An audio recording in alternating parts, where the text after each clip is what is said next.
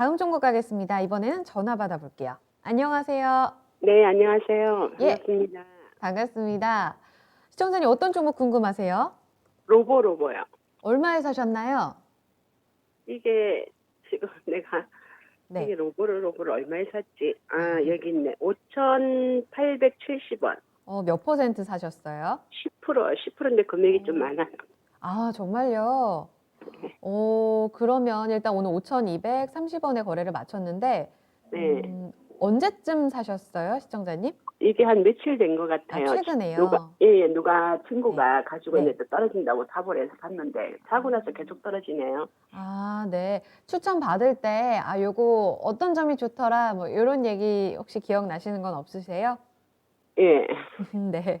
나중에 알겠습니다. 들어가서 보니까 이게 뭐 비대면 뭐 수업 뭐 로봇으로 뭐 하는 거 뭐 그런 거더라고요. 네. 아, 그래서 이거 잘못 샀구나 싶어서 걱정돼서. 아, 잘못 산 것 같으세요? 아니, 그러니까 이제는 예. 비대면이면 애들이 이제 학교 가고 하니까. 이제는 조금 모멘텀이 약한 거 아닌가, 이렇게 생각하신 그렇죠. 거예요? 예.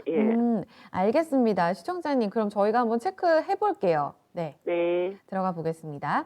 지문상 과장님, 하루, 그러니까 장중 변동성이 꽤 있는 종목 아닙니까? 로보, 지금 모멘텀이 없나요? 지금 아쉽다라는 말씀도 살짝 후회된다, 이런 말씀 하셨는데요. 네. 로봇 관련주 안에서의 로보 경쟁력 어떤가요? 이름만 들어도 로보 하니까 이제 로봇 관련주로 당연히 알고 계실 것 같은데 네.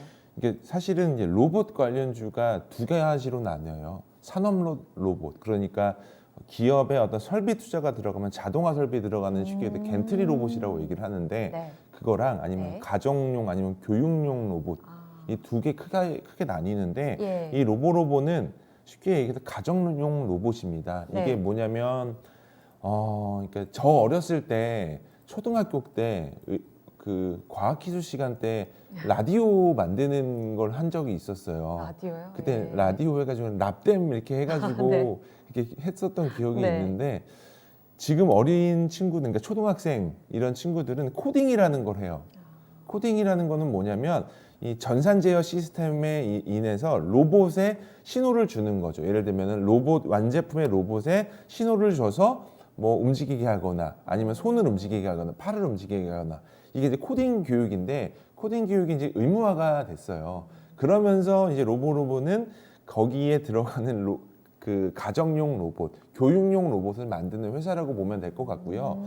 비대면 관련해 가지고 하는 네. 일은 아닙니다. 그래서 이거는 좀 약간 잘못 알고 계신 것 같고요. 네. 일부 사업의 위탁 교육 관련된 부분들이 있는데 매출의 10%도 차지를 안 하기 때문에 뭐 큰 의미는 없는 것 같고요.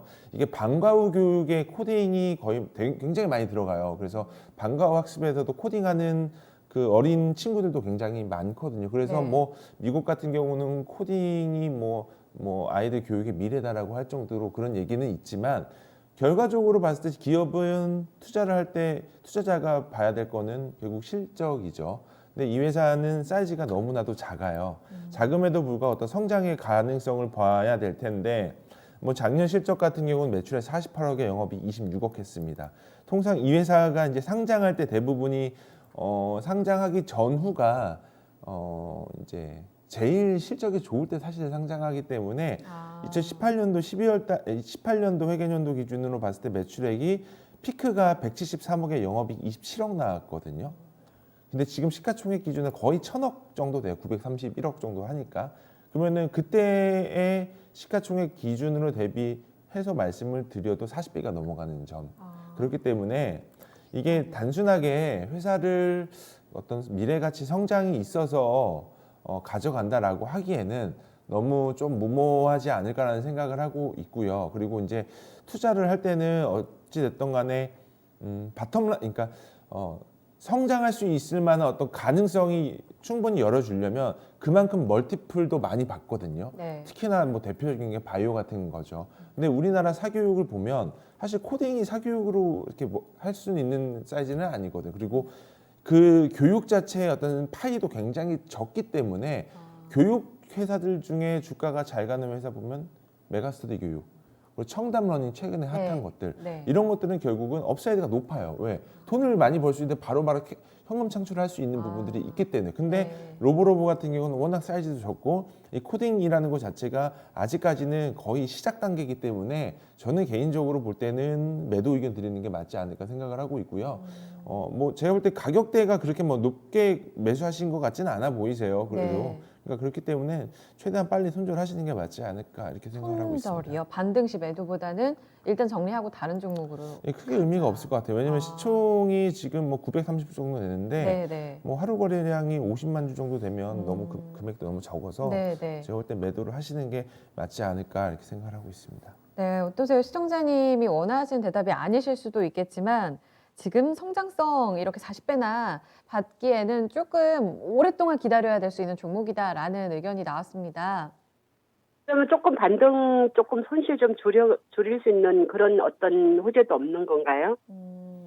어떤가요, 지과장님? 호재는 뭐 기대할 만한 것들이 일부 있을 수도 있겠죠. 뭐 특히나 어찌 됐든 간에 사명이 로보로보기 때문에 뭐 정부에서 로봇 관련 어떤 정책이라든가 이런 부분 나오면 한 테마성으로도. 번씩 이런 네. 종목들은 좀 튀기 마련입니다. 근데 네. 지금 구간에서 그거를 노리기보다는 어차피 장이 시장 자체가 나쁘지가 않아요. 그렇기 때문에 지금 이 가격대에서 보유하시더라도 급락이 나오거나 그러진 않을 것 같아요. 왜 그러냐면 작년 8월 달부터 지금 현재 주가가 거의 횡보거든요. 그러면은 이 자리는 강력하게 지지를 해줄 수 있는 자리인 것 같아요. 그래서 뭐 가격을 이제 말씀을 드리기보다는 그냥 손절 라인은 4,600원 깨지면 매도하시는 게 맞을 것 같고요. 네. 이 지금 현재 가격과 4,600원의 가격 괴리가 굉장히 많아요. 높아요. 그러니까 뭐 10%라고는 하지만 금액이 크시다고 하시니까 저는 개인적으로는 매도 의견을 드리는 게 맞지 않을까 이렇게 생각을 하고 있습니다.